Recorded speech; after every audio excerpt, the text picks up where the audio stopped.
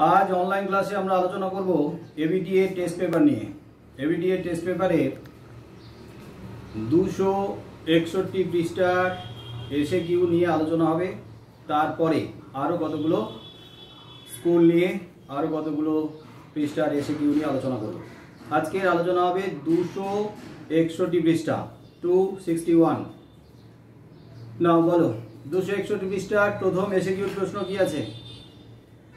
এদিকে বাড়িতে তপনের নাম হয়ে গেছে।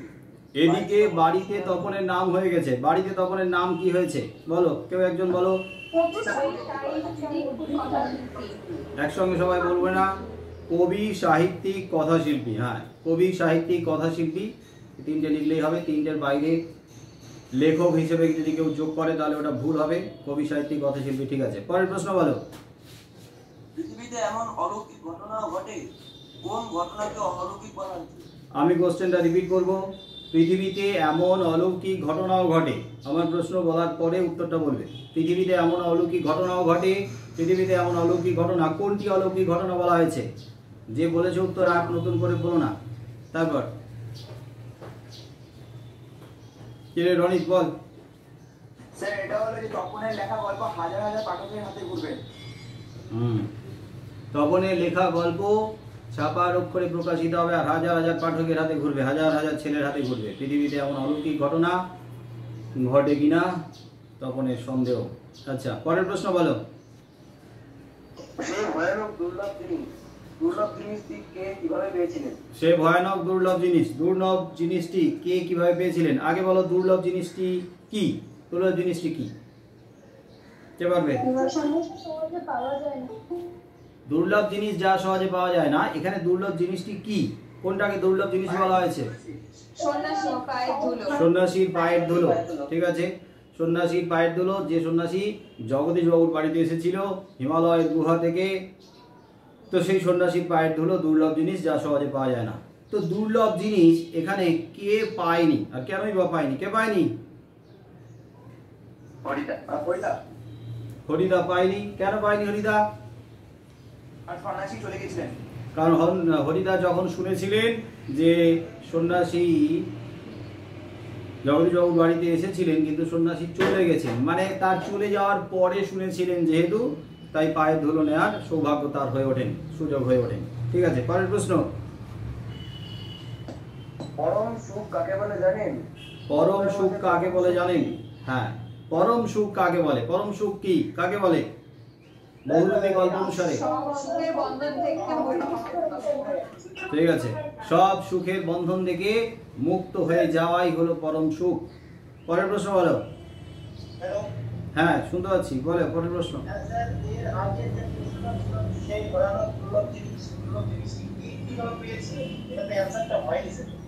দুর্লভ জিনিসটি কে কিভাবে পেয়েছিলেন সেটা তো আলাদা। এটার প্রশ্ন ছিল যে দুর্লভ জিনিসটি কে কেন লাভ করতে পারেনি। আমি এই প্রশ্ন বুঝেছি, ওইটা না। দুর্লভ জিনিসটি কে কিভাবে লাভ করেছিলেন এটাই প্রশ্ন ছিল, তাই তো? আচ্ছা, তা তুমি বলো দুর্লভ জিনিসটি কে পেয়েছিল, কিভাবে পেয়েছিল? স্যার দুর্লভ জিনিসটি পেয়েছিলেন জগদীশ বাবু, এবং তিনি একজোড়া কাঠের রঙে সোনার বোল লাগিয়ে সন্ন্যাসীর পায়ে রাখতেন। ঠিক আছে, তাহলে দুর্লভ জিনিসটি পেয়েছিলেন জগদীশ বাবু। তিনি সন্ন্যাসীর পায়ের কাছে সোনার বোল লাগানো কাঠের খড়ম ধরেছিলেন, আর সন্ন্যাসী যখন কাঠের খড়মে পা রেখেছিলেন সেই ভাগে জগদীশবাবু পায়ের ধুলো নিয়ে নিয়েছিলেন। ঠিক আছে, পরের প্রশ্ন বলো।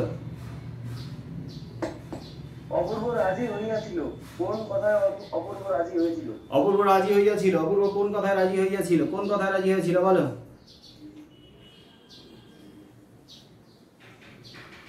অপূর্ব রাজি হয়েছিল কোন কথায়? কে পারবে? বলো। রামদাসের স্ত্রীর কথায়। রামদাসের স্ত্রী কি বলেছিল অপূর্বকে? বাড়ির কোন আত্মীয় নারী এসে বাসার উপযুক্ত ব্যবস্থা করছে ততদিন অপূর্ব যেন তার হাতের মিষ্টান্ন গ্রহণ করে। ঠিক আছে, তাহলে রামদাস তলোয়ার করে স্ত্রীর কথায় অপূর্ব রাজি হয়েছিল। পরের প্রশ্ন বলো। সেই মেয়েটির মৃত্যু হলো না, কেন মৃত্যু হলো না? সেই মেয়েটির মৃত্যু হলো না, কেন মৃত্যু হলো না? কেন মৃত্যু হলো না? আক্ষরিক অর্থে যুদ্ধের আঘাত সব কিছুর ওপরে পড়লেও, যুদ্ধের প্রভাব সব কিছুর ওপরে পড়লেও সেই মেয়েটির ওপরে পরোক্ষভাবে পড়েছে, প্রত্যক্ষভাবে পড়েনি। কিন্তু ওটা নয়, অন্তর্নিহিত অর্থ ব্যঞ্জনাটা বলতে হবে। সেই মেয়েটির মৃত্যু হলো না, কেন মৃত্যু হলো না? কে পারবে?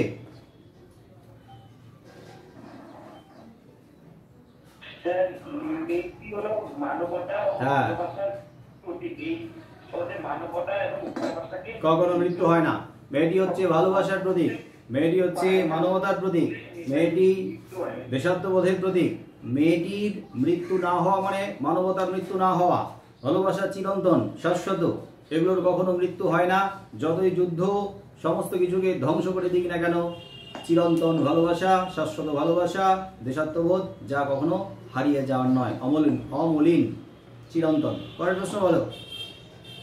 আমাদের ইতিহাস নেই, কেন ইতিহাস নেই? আমাদের ইতিহাস নেই, কেন ইতিহাস নেই? কাদের ইতিহাস নেই সেটা আগে বললে ভালো হয়। কাদের ইতিহাস নেই বলো তো?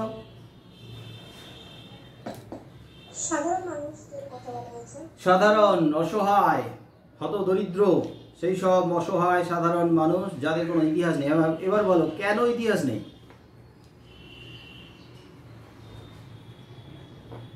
কেন ইতিহাস নেই? কারণ বক্তা এখানে যে সময়কার সামাজিক অবস্থানের কথা বলছে, সেই সময় এই সাধারণ মানুষদের ইতিহাস এখানে স্থান পায় না। সাধারণ মানুষের ইতিহাস, এটাই তো প্রকৃত ইতিহাস।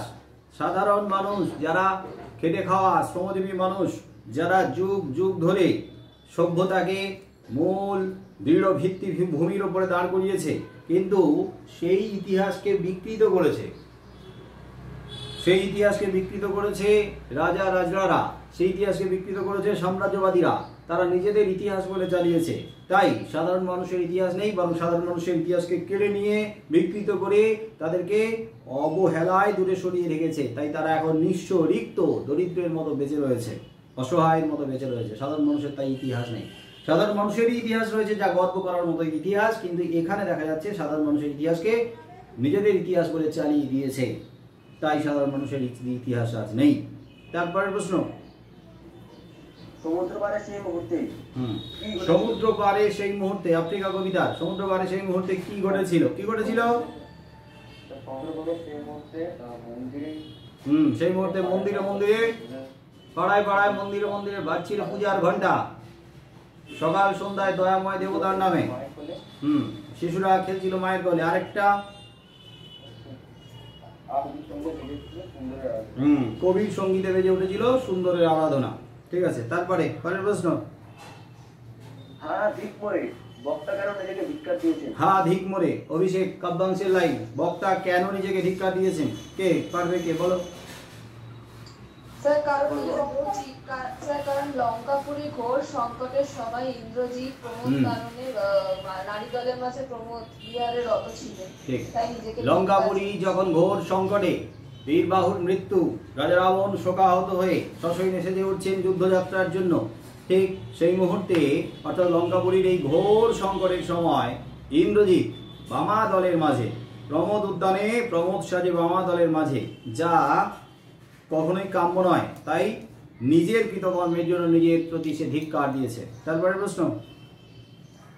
বধুরা প্রদীপ তুলে ধর, বধুরা প্রদীপ তুলে ধরবে কেন? বধুরা প্রদীপ তুলে ধর, প্রলয় উল্লাস কবিতার লাইন। বধুরা প্রদীপ তুলে ধরবে কেন? কেন বধূদের প্রদীপ তুলে ধরতে বলা হয়েছে? কেন বলো। কাল ভয়ঙ্করের বেশে সুন্দর আসছে, অর্থাৎ বীর বিপ্লবীরা যারা কাল ভয়ঙ্করের রূপ ধরে, বীর বিপ্লবী আসছে কাল ভয়ঙ্করের রূপ ধরে। কাল ভয়ঙ্কর যারা এখানে বীর বিপ্লবী, তো তাদের কি করার জন্য? বরণ করে নেওয়ার জন্য, তাদেরকে সাদরে বরণ করে নেওয়ার জন্যই বধূদের প্রদীপ তুলে ধরতে বলেছেন। তারপরে প্রশ্ন। বাংলায় একটা কথা চালু ছিল, কথাটি কি? বাংলায় একটা কথা চালু ছিল, হারিয়া কালি কলমের লাইন। বলো কি কথাটা? কি? কালি নেই কলম নেই বলে আমি মুন্সি। কালি নেই কলম নেই বলে আমি মুন্সি। ঠিক আছে, পরের প্রশ্ন। পরের প্রশ্ন হচ্ছে, সমানে সমানি সমশীর্ষানি ঘনানি বিরলানি চ।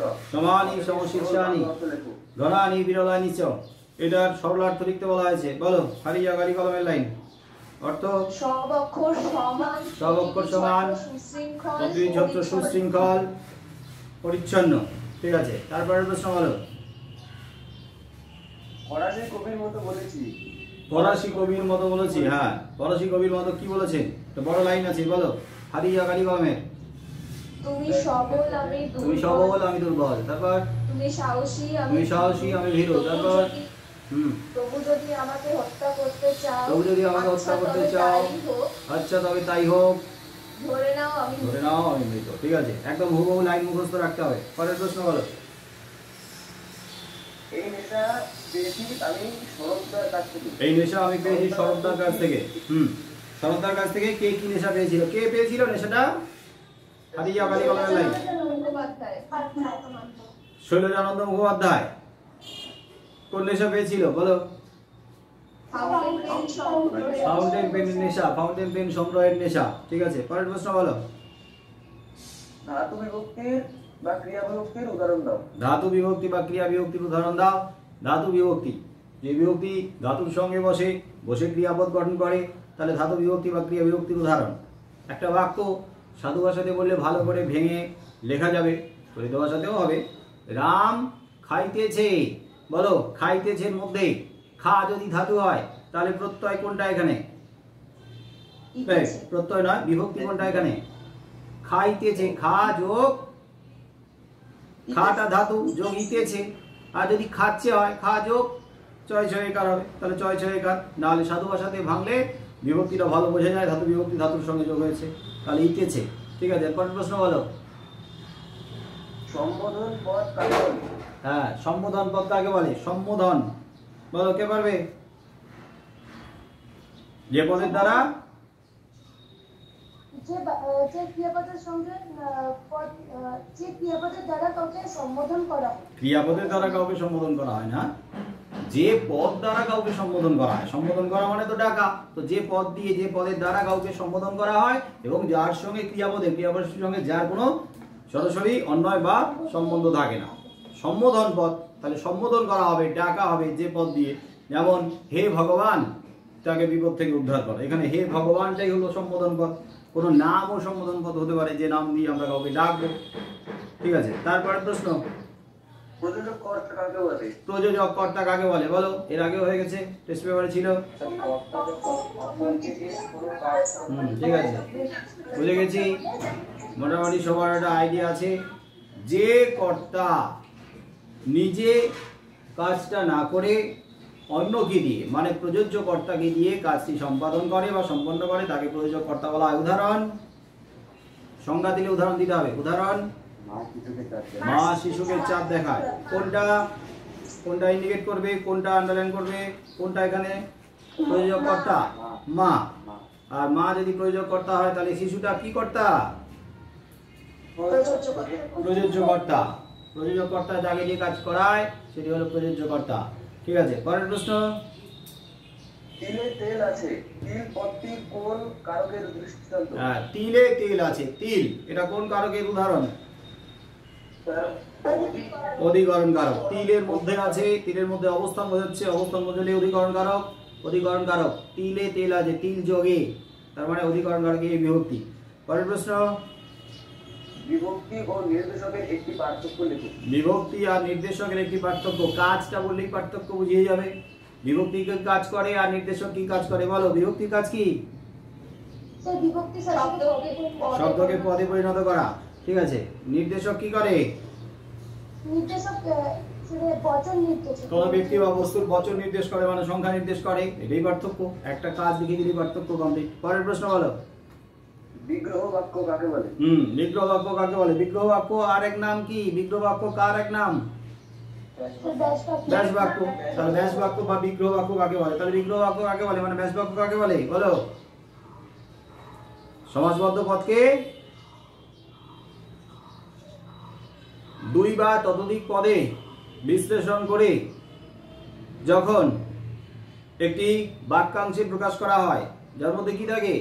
সমস্যমান পদ থাকে। তার মানে সমাসবদ্ধ পদ যখন দুই বা ততোধিক পদে মানে পরস্পর অর্থ সম্বন্ধযুক্ত দুই বা ততোধিক পদে বাক্যাংশে ব্যবহৃত হয় তখন তাকে ব্যাস বাক্য বা বিগ্রহ বাক্য বলে। ব্যাস মানে কি? বিস্তৃত। তার মানে সমাসবদ্ধ পত্রাকে অর্থগত দিক থেকে যখন দুই বা ততোধিক পদে বিস্তৃত করে লেখা হয় তখন তাকে ব্যাস বাক্য বলা হয়। যেমন ইন্দ্রজিৎ ইন্দ্রকে জয় করেছেন যিনি, এখানে ইন্দ্রজিৎটা সমাসবদ্ধ পদ আর জয় করেছেন যিনি যেহেতু এতগুলো পদে বিশ্লেষণ করে লেখা হলো ব্যাস বাক্য এটা বা বিগ্রহ বাক্য। এখানে ইন্দ্রকে এটা একটা সমস্যমান পদ, জয় করেছেন সমস্যমান পদ, যিনিও সমস্যমান পদ। পরের প্রশ্ন বলো।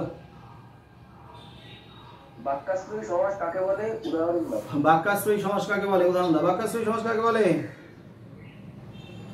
যে সমাসবদ্ধ যে পদ সমাজ সম্পূর্ণ অর্থ প্রকাশ করে। যে সমাস সম্পূর্ণ অর্থে একটি বাক্যের অর্থ প্রকাশ করে, বাক্যাংশ বা বাক্যের অর্থ প্রকাশ করে তাকে সমাসবদ্ধ তাকে বা কি বলে? বাক্যাশ্রয়ী সমাস বলে। বাক্যাশ্রয়ী মানে বাক্যকে আশ্রয় করে যে সমাস, তার মানে যে সমাস বাক্যের অর্থকে আশ্রয় করে গঠিত হয়। উদাহরণ বলো তো। রক্তদান শিবির ব্যাস বাক্য কি হবে? হ্যাঁ, রক্তদানের উদ্দেশ্যে আয়োজিত যে শিবির। তারপরে প্রশ্ন। উপমান ও উপমিত কর্মধারয় সমাসের একটি পার্থক্য লিখুন। উপমান আর উপমিত কর্মধারয় সমাসের একটি পার্থক্য লেখো। উপমান উপমান সমাসে কে কে থাকে মানে কি কি থাকে, আর উপমিত কর্মধারয় সমাসে কি কি থাকে? উপমান কর্মধারয় একটা সাধারণ ধর্ম আর উপমান থাকে সাধারণ ধর্ম থাকে না। উপমিততে সাধারণ ধর্ম থাকে না, আর উপমানে সাধারণ ধর্ম থাকে। উপমানে সাধারণ ধর্মের সাথে সাথে কে থাকে? উপমান থাকে। উপমান আর সাধারণ ধর্ম থাকে উপমানে। আর উপমিততে সাধারণ ধর্ম থাকে না, তাহলে কে কে থাকে? উপমেয় থাকে আর উপমান থাকে। হ্যাঁ, ঠিক আছে। পরের প্রশ্ন বলো। পরের প্রশ্ন হচ্ছে ত্রিফলা ব্যাস বাক্য সহ সমাসের নাম লিখুন। ত্রিফলা ব্যাস বাক্য সহ সমাসের নাম লেখো। ত্রিফলা বলো। ত্রিফলা, ত্রি ব্র্যাকেটে 3 ফলের সমাহার। তার মানে ত্রি মানে সংখ্যা দিয়ে বোঝাচ্ছে, অথচ অনেকের সমষ্টিকে বোঝাচ্ছে। তাহলে এটা কি সমাস হবে? সমাহার দ্বিগু। দ্বিগু সমাস লিখলেই হবে। দ্বিগু সমাসের আর ভাগ লেখার দরকার নেই। সমাহার দ্বিগু বা দ্বিগু সমাস। পরের প্রশ্ন বলো। দশানন ব্যাস বাক্য সহ সমাসের নাম লিখুন। দশানন ব্যাস বাক্য সহ সমাস। দশানন ব্যাস বাক্য কি হবে? দশ আনন যার, যার থাকা মানেই বহুব্রী সমাস হবে। কি বহুব্রী এটা? হ্যাঁ, 10টা সংখ্যা দিয়ে শুরু হচ্ছে, যার আছে মানে বহুব্রী আর সংখ্যাবাচক বহুব্রী। পরের প্রশ্ন। ঠিক আছে, এর পরের পৃষ্ঠা কত নম্বর দেখো? 283। 283 পৃষ্ঠা বের করো এবিটিএ টেস্ট পেপারে।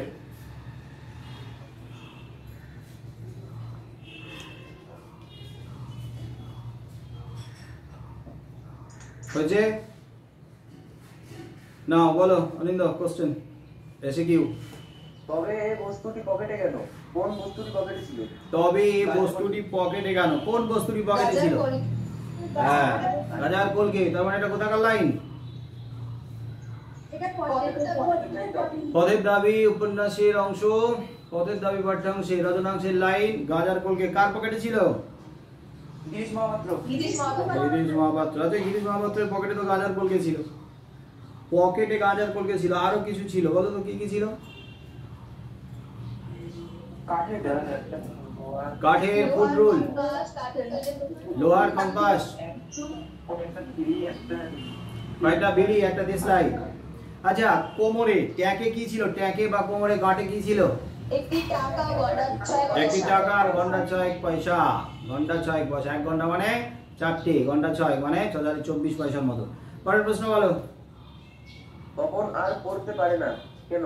তপন আর পড়তে পারে না কেন? পড়তে পারে না তপন, বলো কেন পড়তে পারে না? তপন যখন কারণ সবার তখন সঙ্গে যখন তার নিজের গল্পটি পড়তে যায় তখন সে বুঝতে পারে যে গল্পটি যে গল্পটি সে লিখেছিল সেই গল্পটি এখন আর নেই, সেটি তার মেসোমশাই কারেকশনের নামে পুরোপুরিভাবে বদলে দিয়েছে। মেসোমশাই গল্পটা কারেকশন অর্থাৎ সংশোধন নামে পুরোপুরি বদলে দিয়েছে। তাহলে কথা বলতে পারছে না কেন? বোবার মতো বসে থাকে কারণ কি? অপমানে লজ্জা। হ্যাঁ, এই কথাগুলো উল্লেখ করতে হবে।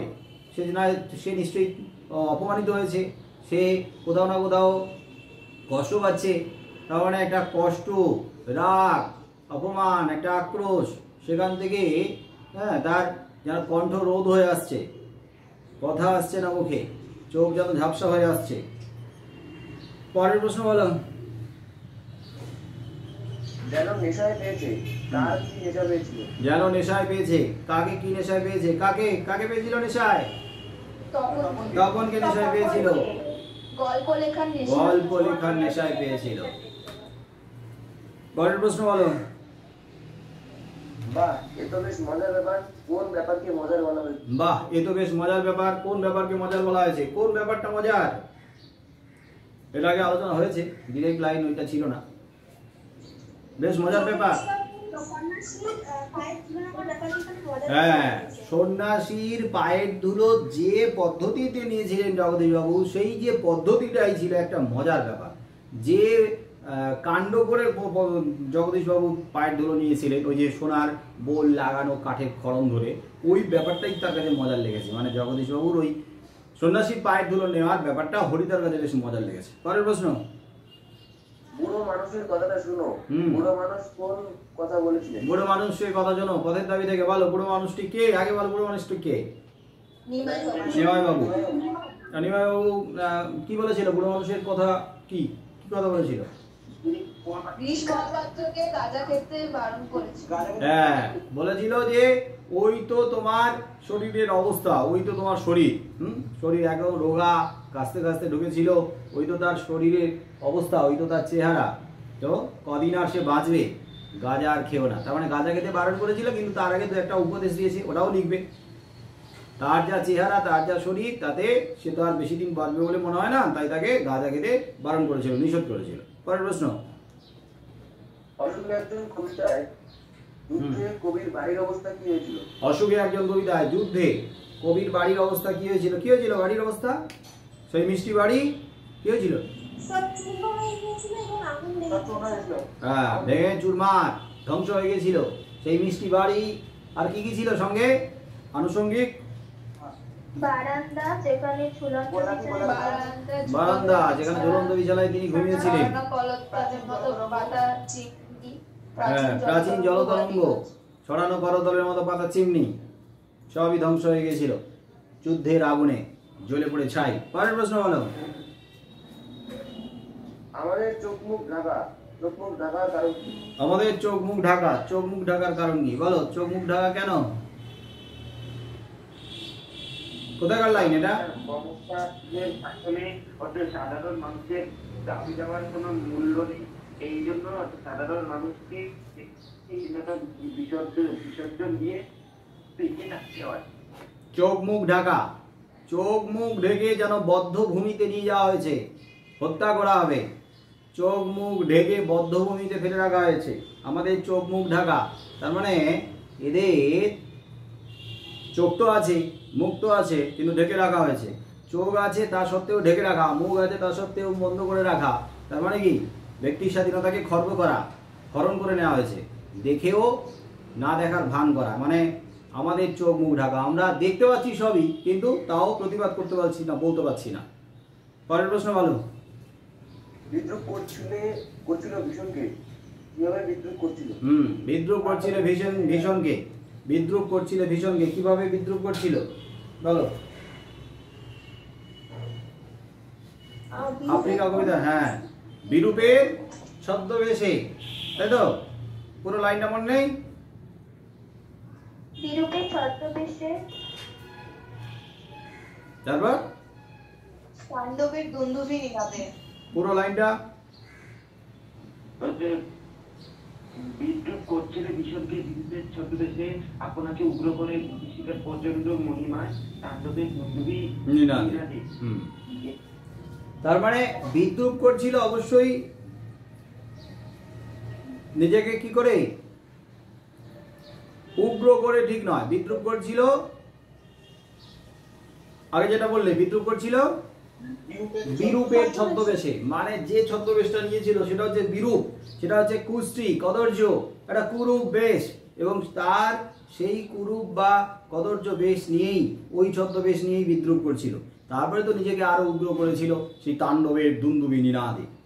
তারপরে প্রশ্ন, বিরূপের ছদ্মবেশ লিখলেই হবে। পরের প্রশ্ন বলো। কে কবে শুনেছে পুত্র ভাসে শিলা জলে? বক্তার এমন মন্তব্যের কারণ কি? কে কবে শুনেছে পুত্র ভাসে শিলা জলে? বক্তার এমন মন্তব্যের কারণ কি? বক্তা কে? অভিষেক কাব্যাংশের বক্তা কে?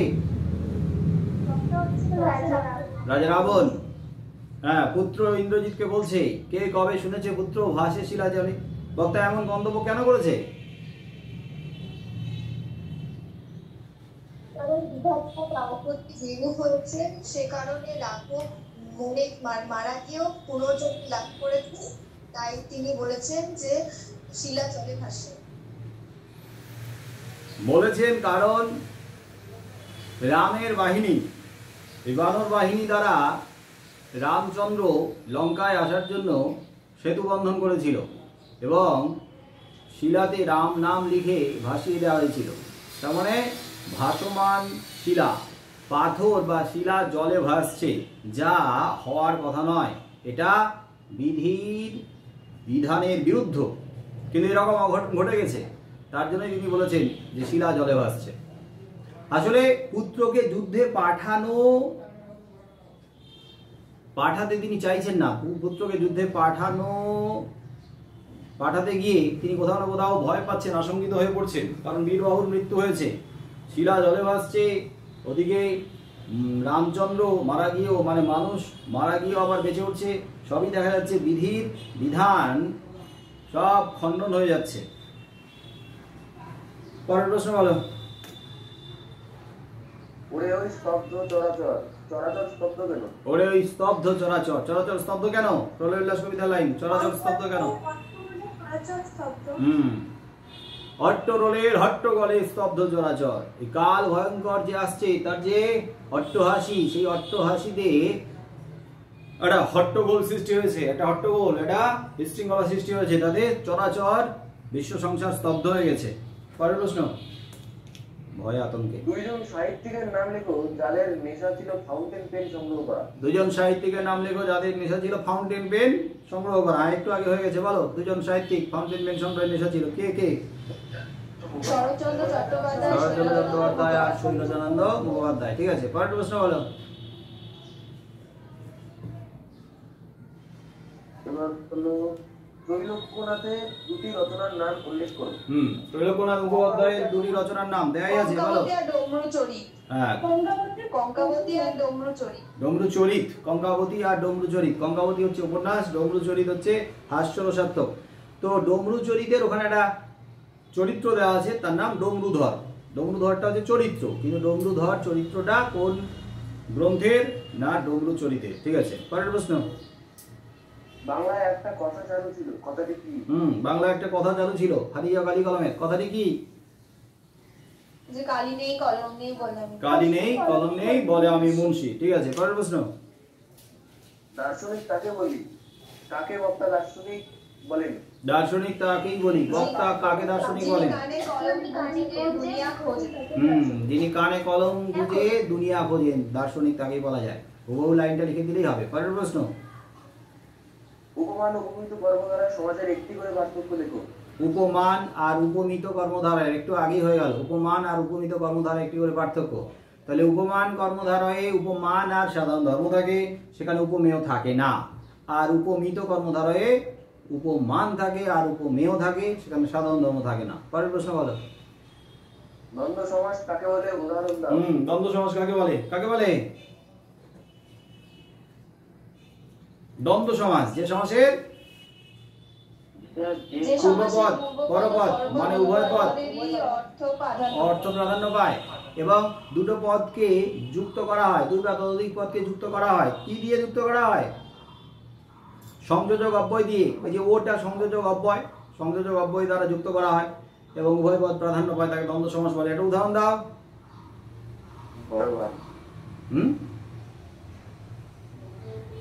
কি বললে? স্যার ছায়া ও পতি।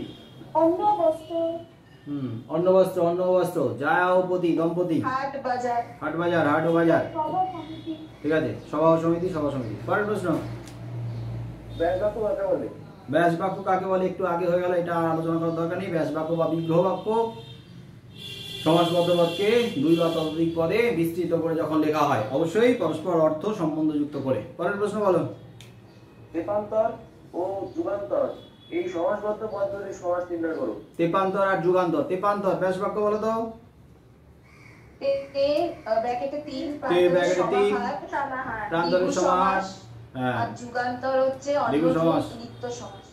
যুগান্তর, অন্যযুগ, নিত্য সমাস। ঠিক আছে, পরের প্রশ্ন বলো। এবার হচ্ছে অকারক পদ কাকে বলে? অকারক পদ কাকে বলে? অকারক পদ, কারক নয় যা তাই অকারক। তো অকারক কাকে বলে বলো। যে পদের সঙ্গে বাক্যের ক্রিয়াপদে প্রত্যক্ষ অন্যায় বা সম্পর্ক থাকে না তাকে অকারক পদ। অকারক পদ কয় প্রকার? 2 প্রকার। কি কি? কি কি? সম্বোধন পদ, সম্বোধন পদ আর সম্বন্ধ পদ। তাহলে যে পদে ক্রিয়াপদের সঙ্গে কোনো সম্বন্ধ বা অন্যায় থাকে না তাকে অকারক পদ বলা হয়। পরের প্রশ্ন বলো। নির্দেশক ও বিভক্তির মধ্যে একটি করে পার্থক্য লিখো। নির্দেশক আর বিভক্তি একটু আগেই হলো, যে বিভক্তির কাজ হলো শব্দকে পদে পরিণত করা, আর নির্দেশকের কাজ হলো ব্যক্তি বা বস্তুর বচন বা সংখ্যা নির্দেশ করা। পরের প্রশ্ন বলো। প্রযোজক কর্তার উদাহরণ দাও। একটু আগেই হলো প্রযোজক কর্তার উদাহরণ। মা শিশুকে চাঁদ দেখায়, মা প্রযোজক কর্তা। পরের প্রশ্ন বলো।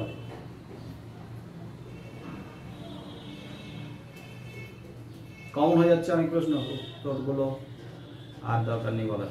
পরের প্রশ্ন। শোনা গেল? হ্যাঁ, না শুনতে পাইনি, বলো। ও মাইক টক। লেখাপড়ায় মন দাও। নিম্ন রেখাঙ্কিত পদটি কোন কারকের উদাহরণ? কোনটার দাগ? স্যার লেখাপড়ায়। লেখাপড়ায় মন দাও। লেখাপড়ায় কোন কারক? লেখাপড়ায়, অধিকরণ বা হ্যাঁ, লেখাপড়ার মধ্যে, এই বিষয়ের মধ্যে, তাহলে লেখাপড়ার মধ্যে অবস্থান, তাহলে অধিকরণ কারক। লেখাপড়ায় শেষে কি বিভক্তি আছে? অন্ত্যস্ত বিভক্তি। লেখাপড়া যোগ অন্ত্যস্ত। হ্যাঁ, পরের প্রশ্ন। সমধাতুজ কর্তার একটি উদাহরণ দাও। সমধাতুজ কর্তা, এর আগে হয়ে গেছে। হ্যাঁ, বাজিয়ে বাজনা বাজায়, এটাই মুখস্থ রাখবে। খেলোয়াড় খেলা খেলে, তাহলে বাজিয়ে বাজনা বাজায়, এর মধ্যে হ্যাঁ পড়ুয়া পড়া পড়ে। কোনটা নির্দিষ্ট করতে হবে? পড়ুয়া পড়া পড়ে, পড়ুয়াটা কর্তা, সমধাতুজ কর্তা, কারণ একই ধাতু থেকে তৈরি হয়েছে কর্তা। আর বাজিয়ে বাজনা বাজায় কোনটা? বাজনা না, বাজিয়ে না, বাজিয়ে যে বাজনা বাজাচ্ছে সেই হচ্ছে কর্তা। আর খেলোয়াড় খেলা খেলে, এর মধ্যে সমধাতুজ কর্তা কোনটা? খেলোয়াড়। তো খেলোয়াড়ের নিচে দাগ দেবে, ব্র্যাকেটে রাখবে খেলোয়াড় শব্দটাকে, আবার নিচে লিখবে, লিখে পাশে ড্যাশ দিয়ে লিখবে, এটি হলো সমধাতুজ কর্তা। তারপরে প্রশ্ন। বাক্যাশ্রয়ী সমাস কাকে বলে? বাক্যাশ্রয়ী সমাস কাকে বলে একটু আগে হয়েছে, এটার আলোচনা আর দরকার নেই। পরের প্রশ্ন করো। শেষ। এরপরের পৃষ্ঠা বের করো। এরপরে আছে কত দেখে বলো কেউ? 302 নম্বর পৃষ্ঠা বের করো, এসে কিউ।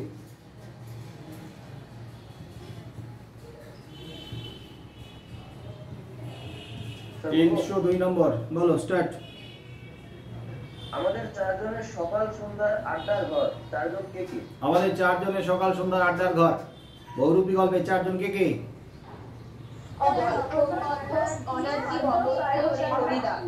হরিদা নিজে, অনাদি, ভবতোষ আর লেখক মানে গল্প কথক, চারজন। পরের প্রশ্ন পড়ো। গায়ে কাটা দিয়ে উঠলো তপনে। হ্যাঁ, গায়ে কাটা দিয়ে উঠলো তপনে। কখন গায়ে কাটা দিয়ে উঠলো? মাথার চুল খাড়া হয়ে উঠলো যখন নিজের লেখা গল্প। ঠিক আছে, যখন নিজের লেখা গল্প পড়েছিল। ওই 3 তলার সিঁড়িতে বসে একটানা একাসনে বসে যখন একটা গল্প লিখলো, তারপরে গল্পটা লেখার পরে যখন ওইখানে পড়েছিল, তখনই গায়ে কাটা দিয়ে ওঠে, মাথার চুল খাড়া হয়ে ওঠে, মানে একবারে অপ্রত্যাশিত একটা উত্তেজনায়, আনন্দের অনুভূতিতে। পরের প্রশ্ন বলো। বাবুজি এইসব কথা বলার দুঃখ আছে, কোন কথা? বাবুজি এইসব কথা বলার দুঃখ আছে, পদের দাবির, বলো কোন কথা?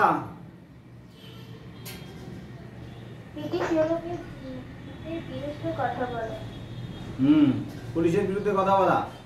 তার মানে রামদাস তলোয়ারকারের সঙ্গে অপূর্ব যখন কথা বলছিল, তো কথা বলতে বলতে ওই পলিটিক্যাল সাসপেক্ট সব্যসাচী মল্লিক, মানে সব্যসাচী মল্লিকের প্রতি যে শ্রদ্ধা, যে বিশ্বাস সে দেখিয়েছিল এবং ব্রিটিশ পুলিশদের বা ব্রিটিশদের তত্ত্বাবধানে যে পুলিশ তাদের বিরুদ্ধে গিয়েছিল, তো তাদের বিরুদ্ধে গিয়ে রাজনৈতিক সন্দেহভাজন বা রাজদ্রোহী, ইংরেজদের চোখে যারা রাজদ্রোহী তাদের পক্ষ নিয়ে কথা বলাটাতে দুঃখ আছে। যে কোনো সময় পুলিশ গ্রেপ্তার করতে পারে। পরের প্রশ্ন বলো। বর্মা সাব ইন্সপেক্টর কটুকণ্ঠে জবাব দেয়। কি জবাব দেয়? বর্মা সাব ইন্সপেক্টর কটুকণ্ঠে জবাব দেয়। বলো, জবাব দিয়েছিল একদম শেষে পথের দাবিতে। কি জবাব দিয়েছিল? যে অপূর্ব ইউরোপিয়ান নয়। তুমি তো ইউরোপিয়ান নও, তার মানে আমরা লিখবো পরোক্ষভাবে অপূর্ব তো ইউরোপিয়ান নয়, ওই জন্য তাকে ইচ্ছে করলে টেনে নামাতে পারে। পরের প্রশ্ন বলো। বিরাগী পরম সুখ কাকে বলেছে? একটু আগেই হলো। পরম সুখ কাকে বলে? কাকে বলে? সব সুখের বন্ধন থেকে মুক্ত হয়ে যাওয়া।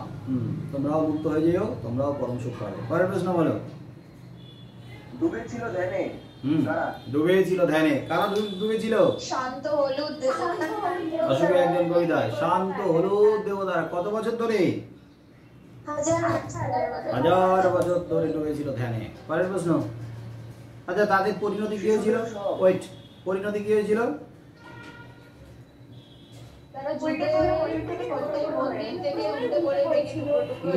যুদ্ধের কারণে মন্দির থেকে উল্টে পড়লো, টুকরো টুকরো হয়ে। পরের প্রশ্ন। শিশুদের সব কোথায় ছড়ানো আছে? শিশুদের সব কোথায় ছড়ানো আছে?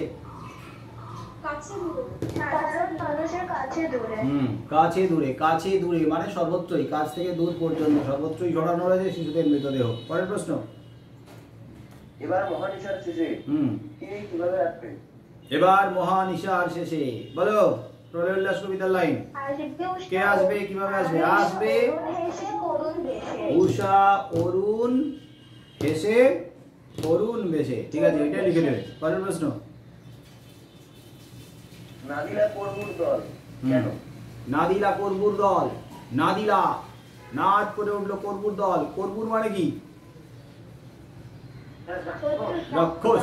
করবুর দল, রাক্ষস দল নাদ করে উঠেছিল, গর্জন করে উঠেছিল। কেন? কাকে দেখে? হ্যাঁ, ইন্দ্রজিৎ যখন রথে চড়ে লঙ্কাপুরীতে প্রত্যাবর্তন করলেন, তখন ইন্দ্রজিৎকে দেখেই তারা হুঙ্কার দিয়ে উঠেছিল। তাকে দেখে তাদের মনোবল বহু গুণ বেড়ে গিয়েছিল। পরের প্রশ্ন। বিদায় এবে দেহ বিধুমুখী। বিদায় এবে দেহ বিধুমুখী। বিধুমুখী কে? অভিষেক কাব্যাংশের লাইন। হ্যাঁ, ইন্দ্রজিতের স্ত্রী। বিধু অর্থাৎ চাঁদের মতো সুন্দর মুখ যার, বিধুর ন্যায় সুন্দর মুখ যার, অপরূপ সুন্দরী বিধুমুখী প্রমীলা, ইন্দ্রজিতের স্ত্রী। পরের প্রশ্ন। ফাউন্টেন পেনের আদিতে কি নাম ছিল? ফাউন্টেন পেনের আদিতে কি নাম ছিল? আদিতে ফাউন্টেন পেন কি নাম ছিল? Reservoir pen. ঠিক আছে, পরের প্রশ্ন। কুইল কি? কুইল কি? কুইল হ্যাঁ, পালকের কলম। পালকের কলমকে কুইল বলা হতো। পরের প্রশ্ন বলো। সমানি সম শীর্ষানি ঘনানি দৃঢ়ানি চ। একটু আগে হলো। কি হবে? এর বঙ্গানুবাদ, এর সহজ সরলার্থ সমানই আবার একবার বল লাইনটা। সমানি সম শীর্ষানি সমানই সম শীর্ষানি ঘনানি বিরলানি চ। বলে দাও আরেকবার। সব অক্ষর সমান, প্রতিটি অক্ষর প্রতিটি ছত্র সুশৃঙ্খল ও পরিচ্ছন্ন, তাই তো? আবার একবার বলো তো। সব অক্ষর সমান, সব অক্ষর সমান সুশৃঙ্খল ও পরিচ্ছন্ন। ও নেই। সব অক্ষর সমান ও প্রতিটি ছত্র সুশৃঙ্খল পরিচ্ছন্ন। পরের প্রশ্ন। দোয়াতে গোজা পালকের কলম কোন ছবিতে দেখা যায়? দোয়াতে গোজা পালকের কলম কোথায় দেখা যায়? কোন ছবিতে দেখা যায়? কোথায়? উইলিয়াম কেরির সমবয়সী ছবিতে। তাই, তৈলচিত্রে। আর উইলিয়াম কেরির মুন্সি ছবিতে, তাই তো? যেখানে উইলিয়াম কেরি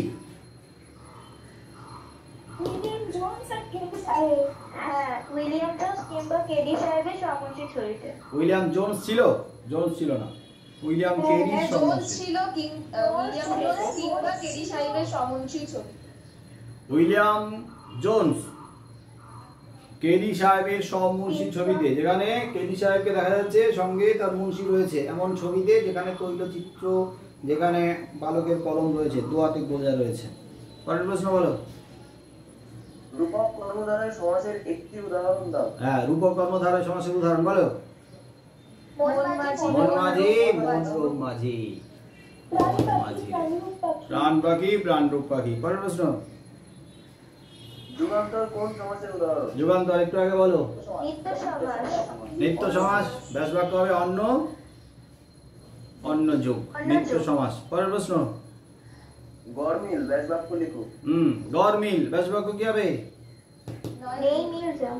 গড়মিল হচ্ছে মিলের অভাবও করতে পারো। গড়মিল মানে যেখানে মিলছে না, তার মানে নয় মিলও করতে পারো।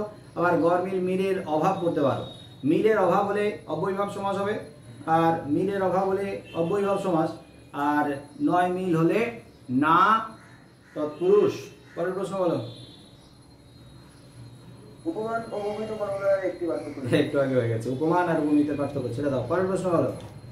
আচ্ছা, তির্যক বিভক্তি কাকে বলা হয়? হ্যাঁ, তির্যক বিভক্তি কাকে বলে? এর আগে হয়েছিল, বলো আরেকবার। যে বিভক্তি যে বিভক্তি সব কারকে ব্যবহার করা যায়, সব কারকে, একাধিক কারকে বা সব কারকে ব্যবহৃত হয়, তাকে তির্যক বিভক্তি বলে।